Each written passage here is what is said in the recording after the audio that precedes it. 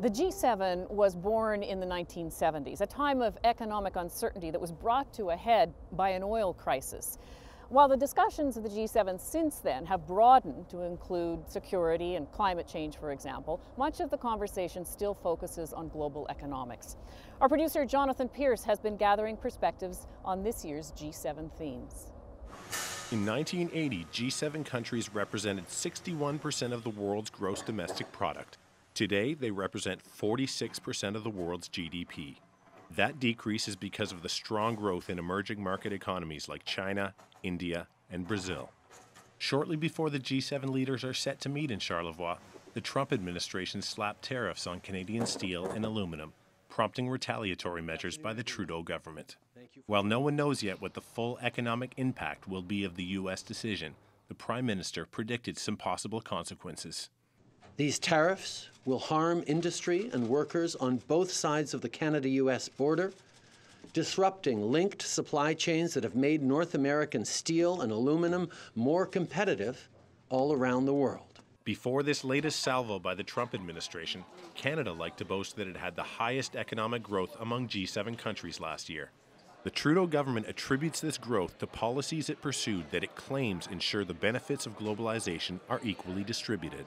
But with populist sentiment on the rise, there are still significant labor market challenges. I've long argued, through my deep involvement with the national and the international business community, that one of the reasons for that anger is still the aftermath of the great financial crisis.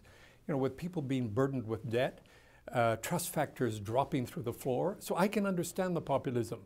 But you know, when you have populism, you have to counter it. You have to counter it with smart policies, and you have to counter it with leadership. People are feeling insecure because of trade agreements, globalization, and also technological change in which people are, without a lot of notice, being thrown out of careers just because the technology has changed. So my argument is one of the things that they should address is that we can work together to transition people to new careers, and we're committed to doing that. And there's a way to do it. They have the policy tools to do it. And I think that commitment will help one step to dissipate or prevent the growth of more alienation. Because populists are alienated because they feel insecure and they feel abandoned. Nobody's talking about my issues that affect me.